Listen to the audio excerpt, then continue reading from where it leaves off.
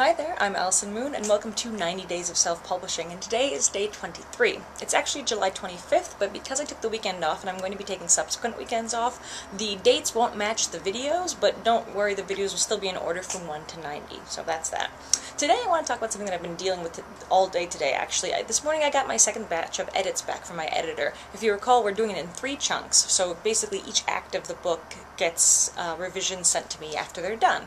And today, I had to deal with some serious emotional stuff that came up around it. Now, I was aware of the kinds of ego issues that writers deal with when working with editors. It's certainly something that happens all the time when you watch an editor kind of hack your work apart.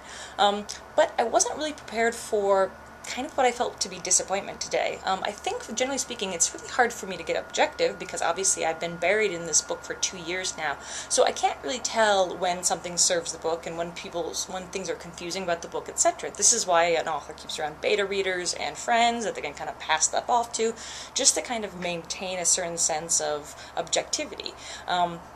With my editor, I actually had some problems with the second batch because it felt like a lot of the things we had talked about after the first batch didn't get integrated, and the changes that she provided to me weren't so staggeringly good that it was obvious to me that we were on the right track.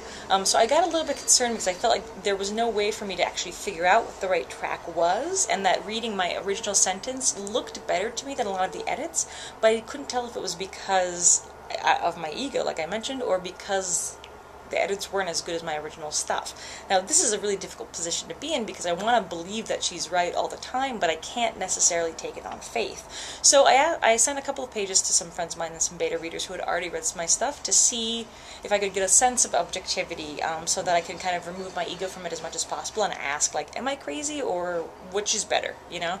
Now, obviously, this is a specific problem very unique to the self-publishing route, because if I were if I was going with a traditional publisher, I wouldn't have any say in most of the edits that got foisted on my book. If anything, I might just be able to sign off on them, but even that's not usually what's an option to most writers. So I do feel blessed, but it's also a very difficult blessing because now, because I'm in control of the entire process from start to finish, I have to be really careful about when my ego's in the way and when my own sense of voice is in the way. Obviously, I have a distinctive voice in my writing, and I'm not quite sure if it's the best voice all the time. And when it gets replaced with another one, it's very obvious to me, but it might not be obvious to a reader.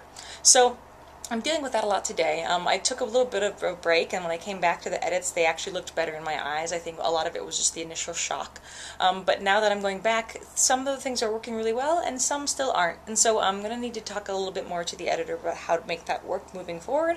But generally speaking, I feel a little bit better about it emotionally, but I think it's still going to require some emotional lifting on my part to get to a place where I can figure out which of the changes are really essential to integrate and which of them just aren't.